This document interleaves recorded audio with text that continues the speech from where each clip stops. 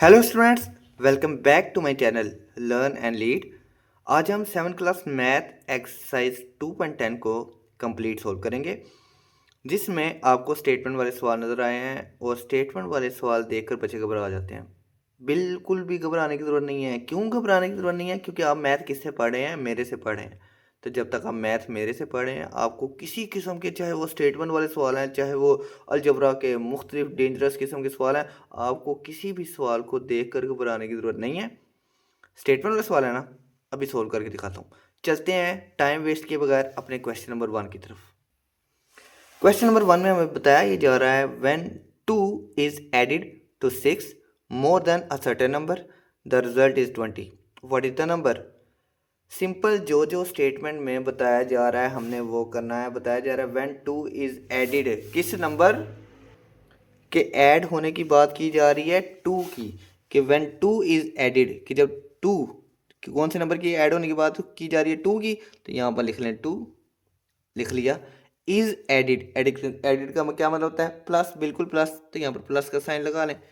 To 6, किसकी बात हो रही है? 6 की। 6 हमें पता है इसी तरह का कुछ कर दिखता है, इस तरह का दिखता है ना 6, बिल्कुल। मोर देन, मोर का क्या मतलब होता है? ज़्यादा। तो ज़्यादा प्लस होता है या माइनस होता है? प्लस होता है ना। तो इसके आगे फिर प्लस लगा लें।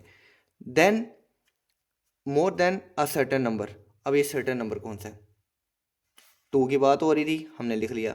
ऐड की बात हो रही है, हमने प्लस का साइन डाल दिया। 6 की बात हो रही थी, हमने 6 डाल दिया।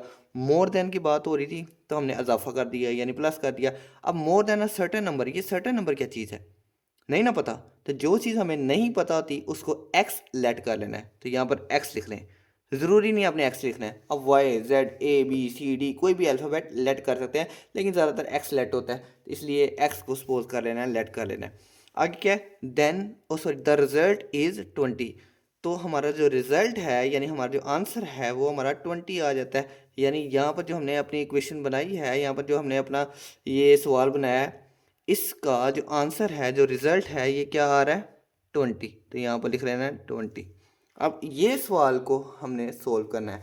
कैसे सोल्व करना है? ये बिल्कुल वही लीनियर इक्वेशन वाला सवाल बन गया है कि यहाँ पर इक्वल का साइन है, इस तरफ वेरिएबल भी है और यहाँ पर नंबर्स भी हैं, और इक्वल की तरफ भी नंबर्स हैं। तो हमने ये वेरिएबल को यानी एक्स को अकेला छोड़ना है। चलें जी, एक्स को अकेला छोड़ते हैं।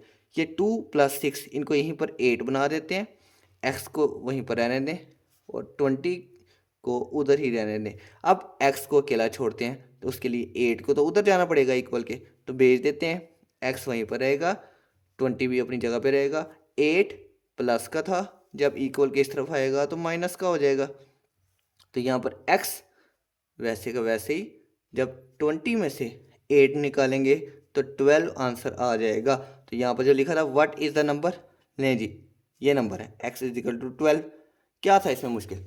अब चलते हैं अपने अगले सवाल की तरफ। अगले सवाल में ये बताया जा रहा है, इफ़ 4 इज सब्ट्रैक्टेड। अब 4 को सब्ट्रैक्ट करवाया जा रहा है, यानी माइनस करवाया करवाया जा रहा है, किसे? From 2 time a certain number. 2 time a certain number से, सर्टेन नंबर कौन सा है? पता नहीं कौन सा है, इसको लेट करना पड़ेगा। तो उसका रिजल्ट क्या आएगा? The result is 10। तो उसका रिजल्ट 10 आएगा, तो हमने वो नंबर फाइंड करना है। चलें जी, इसकी ये ज़रा सवाल को बनाने की कोशिश करते हैं। चलें जी, यहाँ पर बताया ही जा रहा है 4 को हमने सब्ट्रैक्ट करवाना है, किससे? 2 टाइम अ सर्टेन नंबर। 2 की, अब देखें, फ्रॉम यानी हमने इस नंबर से 4 को माइनस करवाना है। तो ये जो नंबर से माइनस करवाना होता है ना, सारी बात है वो पहले लिखना होता है। तो 2 टाइम, यानी 2 की बात हो रही है, 2 लिख लिया। 2 टाइम अ सर्टेन नंबर, टाइम का मतलब तो मल्टीप्लाई होता है ना। तो 2 टाइम अ सर्टेन नंबर, सर्टेन नंबर कौन सा था नहीं पता, तो लेट कर लेते हैं एक्स के 2 टाइम अ सर्टेन नंबर, तो एक्स को लेट कर लेते हैं। ठीक है, ये हो गया हमारा 2 टाइम अ सर्टेन नंबर। अब क्या करना था? 4 को सब्ट्रैक्ट करवाना था इस नंबर में से। सब्ट्रैक्ट किसे कहते हैं? माइनस को। तो माइनस कर दें। किसको माइनस करना है? 4 को। तो 4 लिख दें। हमारी ये सवाल बन रहा है, देखें कैसे सवाल बन रहा है। If 4 is subtracted from 2 time a certain number, हमारा सर्टेन नंबर क्या था? एक्स, और 2 टाइम हमारा ये 2 टाइम सब्ट्रैक्ट करवाना है, सब्ट्रैक्ट हो रहा है। किसको सब्ट्रैक्ट करवाना है? 4 को, बिल्कुल 4 लिख दिया। द रिजल्ट इज 10, तो हमारा जो रिजल्ट है यानी हमारा जो आंसर है वो 10 आ रहा है, तो इक्वल 10 लिख दें। ये हमारा सवाल बन गया। अब इसको हम बहुत ही आसानी से सोल्व कर लेते हैं। तो x को हमें अकेला छोड़ना पड़ेगा, तो x यहाँ पर है, तो अभी तो यहाँ पर 2x लिखा रहने दें, क्योंकि सबसे पहले हमने -4 को इक्वल के उस तरफ लेके जाना है। इक्वल के उस तरफ 10 मौजूद है, जब -4 इस तरफ आएगा तो हो जाएगा +4। 2x अपनी जगह पे, 10 को 4 से प्लस करवाएंगे तो ये बन जाएगा 14। अभी भी x अकेला नहीं है, तो अकेला छोड़ना है, बिल्कुल छोड़ना है। तो 2x के साथ मल्टीप्लाई हो रहा है, टाइम हो रहा था, याद है ना, 2 टाइम यानी मल्टीप्लाई हो रहा था, तो जब इक्वल किस तरफ आएगा तो क्या हो जाएगा, बिल्कुल डिवाइड हो जाएगा। तो x का आंसर क्या आ जाएगा, इन दोनों की कटिंग कर लें या डिवाइड कर लें, 2 1 2, 2 7 14, और x का आंसर आ गया 7। बस इतना सा सवाल था। चलते हैं अपने अगले सवाल की तरफ। क्वेश्चन नंबर 3 में बताया जा रहा है 70 more than 8 time a number is the same as 2 less than 10 time the number, what is the number.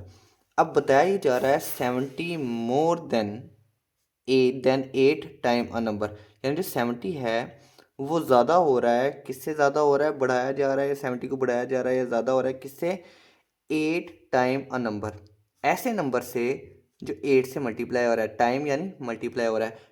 चलें जी, ये नंबर हमें पता है क्या है, ये 70 का हमें पता है, ये 8 का हमें पता है, लेकिन ये नंबर का नहीं पता हमें क्या।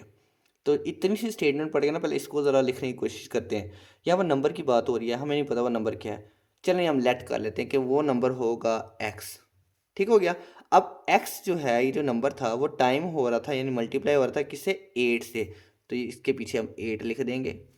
ठीक है। अब बच्चे कहेंगे सर ये क्या है, ये तो मल्टीप्लाई हो रहे हैं, इसके दरमियान मल्टीप्लाई का साइन डालें, तो 8 और x मल्टीप्लाई ही हो रहे हैं, इनके दरमियान कोई साइन नहीं है यानी मल्टीप्लाई ही हो रहे हैं। ठीक है।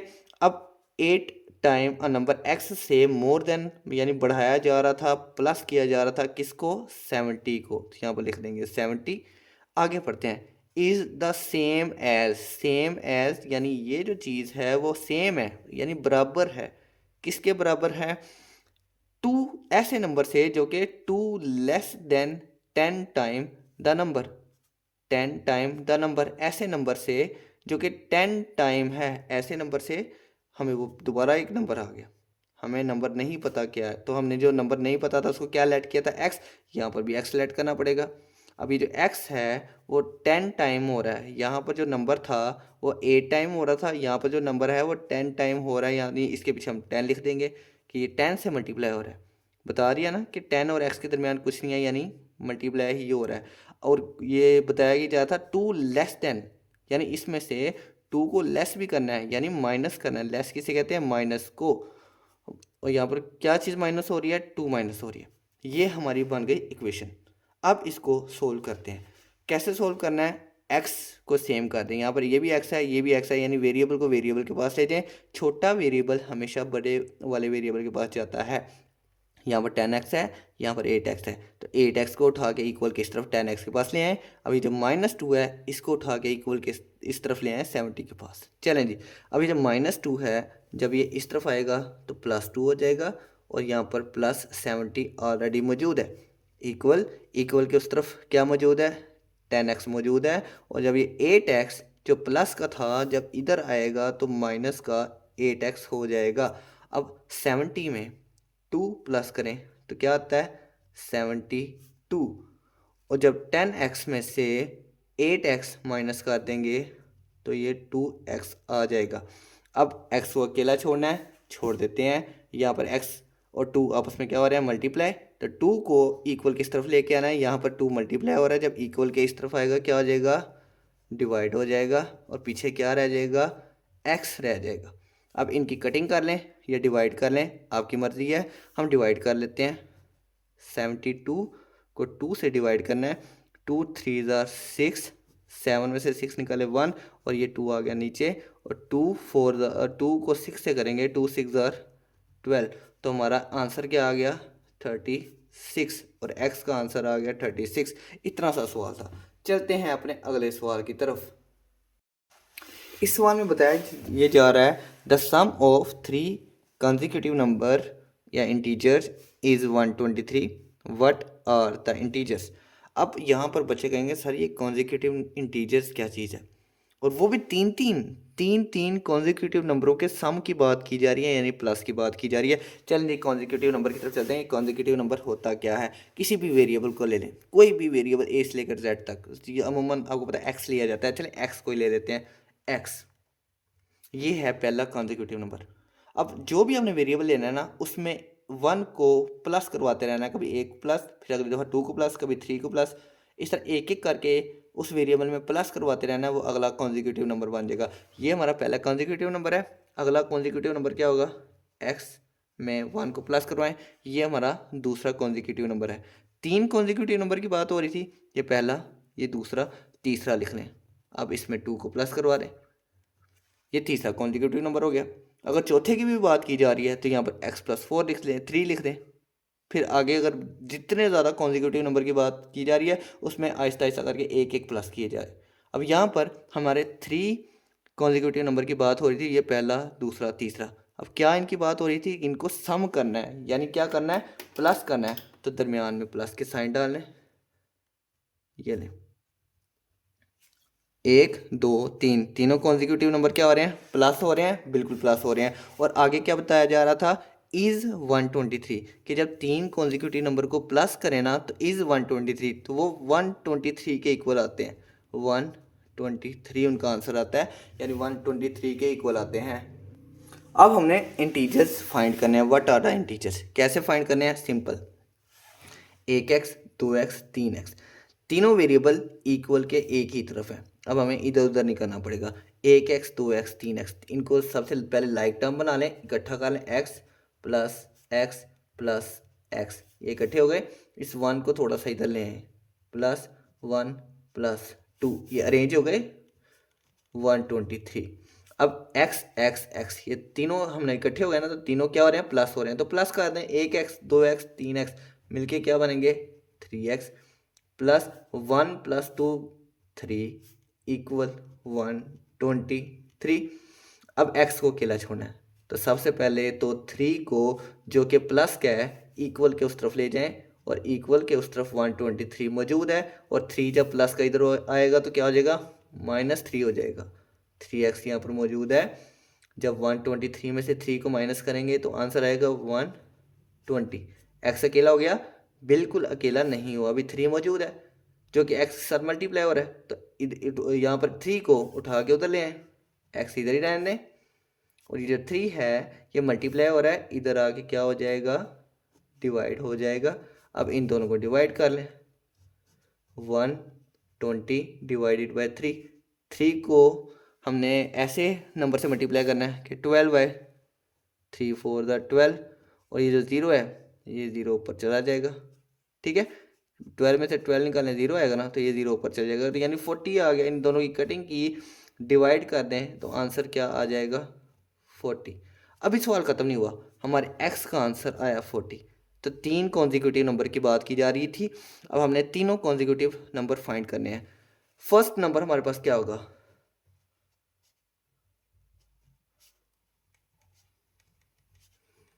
फर्स्ट नंबर तो हमारा था x, पहला कॉन्जिक्यूटिव नंबर ये था ना, तो पहला कॉन्जिक्यूटिव नंबर x का जवाब क्या आ गया, 40, पहला का जवाब आ गया 40। सेकंड,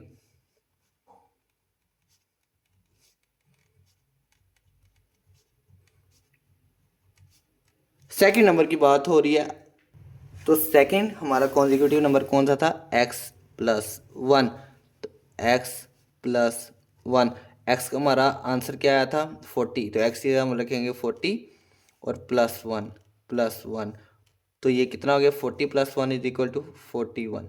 अब हमारा आ जाता है थर्ड नंबर, थर्ड नंबर देख लेते हैं वो हमारा क्या होगा। थर्ड नंबर कॉन्जिक्यूटिव नंबर कौन सा था, x+2, तो x+2 को लिख लेते हैं x+2। x का आंसर हमारा क्या आया था 40, तो x जगह 40 लिखेंगे, +2 और 40 + 2 कितना हो जाएगा 42। तो ये थे हमारे थ्री कॉन्जिक्यूटिव नंबर 40, 41 एंड 42। बस इतना सा सवाल था। चलते हैं अपने अगले सवाल की तरफ।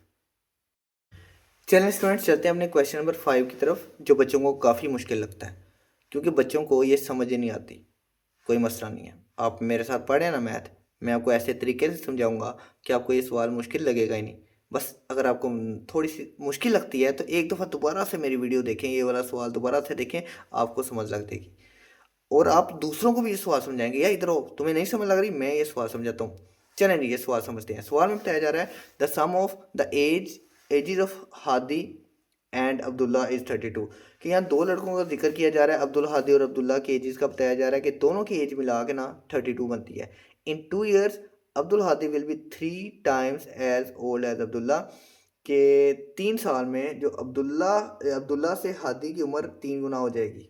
ठीक हो गया। How old are they now, तो अब उनकी मौजूदा एज हमने फाइंड करनी है। अब यहाँ पर देखें, सवाल मुश्किल नहीं है। किन दो लोगों का जिक्र किया जा रहा है, हादी एंड अब्दुल्ला का, और उनकी एजिस का जिक्र किया जा रहा है। तो जल्दी से हम उनकी एजिस लिख लेते हैं। किन की एजिस का जिक्र किया जा रहा है, एक तो है हादी, तो हम लिख लेते हैं एज ऑफ हादी। कितनी है हादी की एज, कहीं स्टेटमेंट में बताई जा रही है, नहीं बताई जा रही ना, तो हम लेट कर लेते हैं, let age of Hadi is X. ठीक है। अब दूसरा कौन था, अब्दुल्ला, तो यहाँ पर एज ऑफ अब्दुल्ला लिख लेते हैं, एज ऑफ अब्दुल्ला। कितनी है एज ऑफ अब्दुल्ला, कहीं स्टेटमेंट में है, नहीं है, तो अब इसको हम वायलेट कर लेते हैं। ठीक है। अब यहाँ लिखते हैं अकॉर्डिंग टू द क्वेश्चन। अब सवाल के मुताबिक ये बताया जा रहा है कि इन दोनों की एजेस को प्लस करें तो वो 32 बनते हैं, तो करवा दें। हादी की एज और अब्दुल्ला की एज को प्लस करें तो वो किसके इक्वल आती है, 32 के इक्वल आती है। ठीक हो गया। अब यहाँ पर देखें, मसला पड़ गया। मसला ये पड़ गया, यहाँ पर हमारे पास दो दो वेरिएबल आ गए हैं। हमने तो एक एक वेरिएबल से सवाल सोल्व करना सीखा है, लेकिन कोई मसला नहीं है। हम ऐसा करते हैं, एक्स को ही फाइंड करते हैं। जिसको फाइंड करना होता था उसको क्या करते हैं, इक्वल की तरफ अकेला छोड़ते हैं, इक्वल की तरफ तो वाई भी है, तो वाई को उधर ले जाएं, तो एक्स अकेला हो जाएगा, एक्स अकेला हो जाएगा, 32 उधर मौजूद है, तो वाई इधर प्लस हो रहा है, जब इधर आएगा तो क्या हो जाएगा, माइनस का हो जाएगा। लें, इसको हम इक्वेशन 1 का नाम दे देते हैं, क्योंकि आगे जाके हमारे लिए यूज़फुल होगी। चलें जी, अब थोड़ा सा आगे चलते हैं, स्टेटमेंट को दोबारा पढ़ें ज़रा। अब स्टेटमेंट में क्या बताया जा रहा है, in 2 years Abdul Hadi will be 3 times as old as Abdullah, कि जो अब्दुल्ला से हादी की उम्र 3 गुना हो जाएगी, तो कितने सालों बाद, 2 सालों बाद। तो आफ्टर 2 years का जिक्र किया जा रहा है, तो यहाँ पर लिख लें आफ्टर 2 years, 2 सालों बाद। 2 सालों बाद क्या हो रहा है, 2 सालों बाद हो ये रहा है कि एज ऑफ हादी। अब ये ना समझिए, सवाल है, खुद देखें ना, आपकी मौजूदा एज, जो जो मेरी वीडियो देख रहे हैं ना, वो सोचे उनकी मौजूदा एज क्या है। सोच ली, किसी की 10, किसी की 11, किसी की 12, किसी की 13, तो 2 सालों बाद उनकी एज में क्या होगी। जिसकी भी एज 11 है तो 2 सालों बाद उसकी 13 हो जाएगी, जिसकी एज 13 है तो 2 सालों बाद उसकी एज 15 हो जाएगी। तो देखे ना, हादी की जो एज थी वो क्या थी, एक्स थी, तो 2 सालों बाद क्या हो जाएगी, उसकी एज में 2 को प्लस कर देंगे। ठीक हो गया। इसी तरह हमने अब्दुल्ला की एज कितनी थी, एज ऑफ अब्दुल्ला, अब्दुल्ला की एज कितनी थी, वाई थी ना, तो 2 सालों बाद क्या होगा, इसकी उम्र में, एज में 2 का इजाफा हो जाएगा। बस इतना सा काम था। चलें जी, अब क्या करना है, इन दोनों की एजेस को इक्वल रख के सोल्व करना है। चलें, यहाँ लिखते हैं पहले x+2, हाथी की एज इक्वल, अब यहाँ लिख लेते हैं अब्दुल्ला की एज जो है y+2। क्या बताया जा रहा था कि 2 सालों बाद जो अब्दुल्ला से हादी की उम्र 3 गुना ज़्यादा हो जाएगी ना, लेकिन यहाँ पर तो हमने इन दोनों की एजेस को इक्वल रखा हुआ है। जब अब्दुल्ला से हादी की उम्र 3 गुना ज़्यादा हो जाएगी, हादी की उम्र 3 गुना ज़्यादा हो जाएगी, तो फिर तो ये कम हो जाएगा। फिर ये इनके दरमियान इक्वल क्यों आया, तो इक्वल हमने लगाया है तो कुछ तो हमने इक्वल करना पड़ेगा ना। अगर इक्वल करना पड़ेगा तो जिसकी एज छोटी है, ये तो 3 गुना ज़्यादा हो गया, अब इसको भी 3 गुना ज़्यादा करने के लिए इसको 3 से मल्टीप्लाई करवाना पड़ेगा। हमेशा जिसकी एज छोटी रह जाती है ना, उसको मल्टीप्लाई करवा के इसके बराबर लाना है। यहाँ पर लिखा हुआ है 3 टाइम, तो छोटे वाला जो एज, जिसकी छोटी एज होगी ना, उसको 3 से मल्टीप्लाई करवा देना है। अब इसको सोल्व करते हैं, x+2 इक्वल 3 को जब y से मल्टीप्लाई करवाएंगे तो 3y, जब 3 को 2 से मल्टीप्लाई करवाएंगे तो 6। दोबारा बता रहा हूँ कि यहाँ पर लिखा हुआ था कि जो हादी है वो अब्दुल्ला से 3 गुना ज़्यादा हो जाएगा 2 सालों बाद। तो जब ये आफ्टर 2 ईयर, जब ये 2 सालों बाद ज़्यादा हो गया 3 गुना, तो इक्वल का जब साइन डालना है तो ये तो छोटा रह गया ना, इसलिए छोटे वाले को हम 3 से मल्टीप्लाई करवाना है। ठीक हो गया, सोल्व किया, ये हमारा सवाल बन गया। अब सवाल को सोल्व करते हैं। यहाँ पर x है, यहाँ पर y है। x को तो हमने फाइंड किया था ना, ये x इक्वल किसकी है 32 माइनस वाई। x की जगह हम लिखेंगे 32 माइनस वाई। सोल्व, ये x का आ गया ना इस्तेमाल। यहाँ पर x की जगह क्या लिखना है 32 माइनस वाई। एक्स का जगह ये आ गया प्लस प्लस, ये 2 लिख दिया, इक्वल का साइन, इक्वल का साइन, 3y प्लस 6। ठीक हो गया। अब वेरिएबल को वेरिएबल के पास ले जाएं, नंबर्स को नंबर के पास ले आए। ये छोटा वेरिएबल है, ये बड़े वेरिएबल के पास जाएगा। अब ये नंबर जो है ये नंबर के पास आ जाएंगे। इस तरह वेरिएबल इक्वल की इस तरफ, नंबर जो है इक्वल की इस तरफ। 32 यहाँ पर मौजूद है, +2 यहाँ पर मौजूद है। जब ये +6 इक्वल किस तरफ आएगा तो ये -6 हो जाएगा। इक्वल के उस तरफ 3y मौजूद था, जब ये -y इक्वल के इस तरफ आया तो +y हो गया। चलें जी, 32 में +2 करें तो कितना हो जाएगा, बिल्कुल ठीक है 34 हो जाएगा। अब 34 में से अगर हम 6 को माइनस करें तो ये हमारे पास आ जाएगा 28, बिल्कुल 28 आ जाएगा। और इक्वल किस तरफ क्या हो रहा है 3y और 1y, ये दोनों प्लस हो रहे हैं तो प्लस होके क्या हो जाएंगे 4y। अभी भी y अकेला नहीं हुआ, y को अकेला करना है। 4 इधर मल्टीप्लाई हो रहा है, इक्वल के इस तरफ आएगा तो क्या हो जाएगा डिवाइड हो जाएगा। डिवाइड कर दें, अब हो गया y अकेला, बिल्कुल y अकेला हो गया। अब इन दोनों को डिवाइड करें, कैलकुलेटर आपके पास मौजूद है, कटिंग करें, डिवाइड करें तो आंसर आ जाएगा हमारा 4 7 28। तो y का आंसर क्या आ गया 7 ईयर्स। और y हमारे पास क्या था एज ऑफ अब्दुल्ला। अब्दुल्ला की एज क्या आ गई 7। तो हमने तो दोनों की एजेस फाइंड करनी है। अब्दुल्ला की एज फाइंड हो गई है ना, हादी की भी एज हम फाइंड कर लेते हैं। y हमने फाइंड कर लिया है, एज ऑफ अब्दुल्ला y हमने फाइंड कर लिया है, x रह गया। और x को हमने क्या बना लिया था, हमने x को ये बना लिया था x is equal to 32 minus Y. और इसी को सोल्व करेंगे, x is equal to 32 minus Y. x find करना है, x तो ऑलरेडी अकेला है, 32 माइनस वाई। वाई की जगह क्या लिखेंगे, ये जो y का आंसर हमने फाइंड किया, ये y का आंसर, y का आंसर क्या है 7, तो इसकी जगह लिखेंगे 7। x इज इक्वल टू 32 में से जब 7 माइनस करेंगे तो आ जाएगा 25। ये लें, x का भी आंसर आ गया। ये हमारे पास x की एज है, ये हमारे पास y की एज है। तो y की एज यानी अब्दुल्ला की एज, अब्दुल्ला की एज कितनी है 7, हादी की एज कितनी है, हादी की एज 25। इतना सा काम था।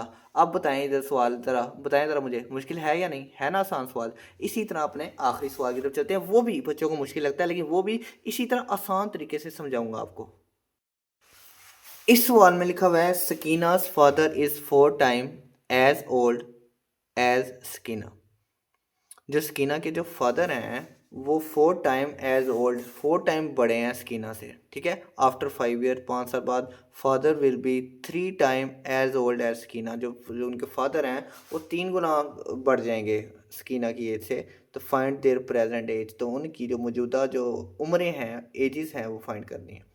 जो जो यहाँ पर हमें नज़र आ रहा होता हुआ हमने उसी तरह करना है।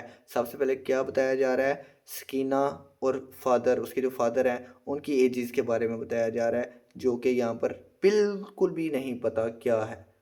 तो हम इनकी एजेस को पहले फाइंड कर लेते हैं, यानी लेट कर लेते हैं। किन 2 लोगों का जिक्र किया जा रहा है, सकीना का, तो यहाँ पर लिख लेंगे सकीना एज,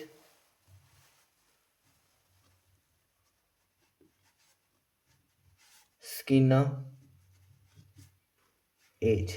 कितनी है सकीना की एज पता है, नहीं पता ना, तो लेट कर लेते हैं, एक्स कर लेते हैं। अब दूसरा किस एज के बारे में, किसकी एज के बारे में जिक्र किया जाता है, उसके फादर की एज के बारे में। अब लिख लेते हैं फादर एज। कितनी है फादर की एज, कुछ पता है, बताए, बिल्कुल पता है। यहाँ पर लिखा हुआ है फादर एज इज 4 टाइम, 4 गुना ज़्यादा है सकीना की एज से। तो सकीना की एज कितनी थी एक्स, ठीक है, ये स्कीना की एज है और स्कीना की एज से इनके जो फादर की एज है वो 4 गुना ज़्यादा है, तो इसके साथ 4 लिख लेंगे, यानी 4x। अगर स्कीना की एज x है तो उसके उनके जो फादर की एज है वो होगी 4x। बिल्कुल ठीक, इतना हमारा सवाल हो गया, स्टेटमेंट का सवाल हो गया कंप्लीट। आगे चलते हैं, आगे क्या जिक्र है, आफ्टर 5 ईयर्स, 5 साल बाद का जिक्र किया जा रहा है, तो यहाँ लिख लें आफ्टर 5 ईयर्स। 5 साल बाद क्या हो रहा है, 5 साल बाद हो ये रहा है कि पहले आगे नहीं पढ़े, स्टेटमेंट आगे नहीं पढ़े, 5 साल बाद क्या होगा, इनकी एज 5 प्लस हो जाएगी, तो कर दें प्लस, स्कीना एज लिखें जल्दी जल्दी, स्कीना एज, स्कीना की एज 5 साल पहले कितनी थी x, और 5 साल बाद कितनी हो गई, x में 5 प्लस कर दें। अब लिख लें फादर एज, फादर एज, 5 साल पहले फादर की एज क्या थी, 4x, ठीक है, और 5 साल बाद उनके जो फादर की एज है वो क्या हो जाएगी, +5, ठीक है। अब जल्दी से इनकी जो एजेस हैं इनका हम कंपैरिजन कर लेते हैं, यहाँ पर कंपैरिजन कर लेते हैं। यहाँ पर हम लिखेंगे x + 5 स्कीना की एज, उसको इक्वल कर देंगे उनके फादर की एज के, कंपैरिजन करना है ना अब 4x + 5 के। अब सवाल में ये बताया जा रहा था कि 5 साल बाद father will be 3 time as old as Sakina. 5 साल बाद ये जो फादर हैं ये तो 3 गुना ज़्यादा हो गए, लेकिन हमने तो इन दोनों की एज को बराबर रखना है ना, तो बराबर रखने के लिए जो यहाँ पर 3 टाइम हो रहा है, किधर गया ये 3 टाइम हो रहा है ना, उसमें इन दोनों में से किसकी एज छोटी है, इसकी एज छोटी है, ठीक है। तो इसको 3 से मल्टीप्लाई करना है, हमेशा जिसकी एज छोटी होती है ना उसको मल्टीप्लाई करते हैं, जो भी यहाँ स्टेटमेंट में लिखा था 3 टाइम, अगर 3 टाइम है तो 3 से मल्टीप्लाई करेंगे, 4 टाइम है तो 4 से मल्टीप्लाई करेंगे, ठीक है। अब इसको सोल्व करते हैं, 3 को x से मल्टीप्लाई करेंगे क्या आ जाएगा, 3x, प्लस 3 को 5 से करेंगे मल्टीप्लाई 15, और यहाँ इक्वल के इस तरफ 4x + 5 मौजूद है। चलें जी, वेरिएबल को वेरिएबल के पास ले जाएं, ये 4x बड़ा है 3x छोटा है, 3x इधर आ जाएगा, इस 5 को हम उधर ले जाएंगे इक्वल की इस तरफ, यहाँ पर 3x ने तो उधर जाना है और 5 ने इधर आना है, ये 5 प्लस यहाँ पर 15 मौजूद था ना, 15 यहाँ पर लिखेंगे, 5 यहाँ पर प्लस का था, जब इक्वल की इस तरफ आएगा तो माइनस का 5 हो जाएगा, इक्वल की उस तरफ क्या मौजूद था, 4x मौजूद था, तो जब ये 3x ये प्लस का था, जब इधर आएगा तो क्या हो जाएगा, -3x, 15 में से 5 निकालेंगे तो 10 आ जाएगा, और जब 4x में से 3x निकालेंगे सिंपल 1x रह जाएगा, और ये तुम्हारा x का जवाब आ गया, क्या बात है। और x किसकी एज थी, x एज थी सकीना की एज, तो सकीना की एज हमारे पास आ गई। अलहदा से लिखना है ना कहीं पर, सकीना एज या age of Sakina is equal to 10, वो भी लिख सकते हैं, अगर इसी तरह रहने देंगे तब भी चलेगा। अब सकीना की तो एज आ गई, अब इसके फादर की एज फाइंड करते हैं। फादर की एज क्या थी, फादर की एज सकीना से 4 गुना ज़्यादा थी, तो फादर की एज को सकीना की एज, अब देखें पहले हम यहाँ पर लिख लें फादर एज लिख लेते हैं, सकीना की एज तो हमारे पास आ गई ना, अब हम लिख लेते हैं फादर एज। फादर एज क्या थी, 4x, यही था ना फादर की एज। अब यहाँ पर x तो हमारे पास आ गई है, x कितना है 10, तो 4 को रहने देंगे 4, और x का आंसर हमारे पास क्या था 10, तो यहाँ 10 से मल्टीप्लाई करवाएंगे तो 4 10 ज़ार 40, ये लें, ये एज ऑफ फादर कितनी है 40। स्कीना की एज 10 साल है, और जो उनके फादर की एज है ये है 40 साल, इतना सा बस काम था। तो ये बहुत ही आसान तरीके से हमने अपने जो दोनों सवाल जो सबसे ज़्यादा मुश्किल बच्चों को लगते थे, मैंने कितने ही आसान तरीके से बच्चों को समझा दिए। तो ये थे हमारे सवाल जो आप लोगों को मुश्किल लगते थे। मज़ा आ रहा है ना मैथ पढ़ने का, बिल्कुल आ रहा है। चलें जल्दी जल्दी से लाइक सब्सक्राइब कमेंट प्यारा सा कर दें, क्योंकि आपका फ़ायदा है, मेरा फ़ायदा तो है ही है, लेकिन आपका भी फ़ायदा है। कैसे फ़ायदा है कि सारी बात है, जब आप मेरे वीडियो को सब्सक्राइब करेंगे तो जब भी मैं न्यू वीडियो बनाऊंगा वो सबसे ऊपर आपके वीडियो में आ जाएगी, आपके जो यूट्यूब में आ जाएगी। तो आप सारी बात है, फिर जब भी आपको मुश्किल होगी तो मेरी वीडियो आपको ऊपर ही मिलेगी और जल्दी जल्दी आप ऑन कर लेंगे, तो फ़ायदा हो गया ना आपका। चलें स्टूडेंट्स, फिर मुझे दें इजाज़त। अब कल इंशाल्लाह, आज हमने 2.10 किया है, कल इंशाल्लाह हम 2.11 करेंगे। मुझे दें इजाज़त, अल्लाह हाफिज़।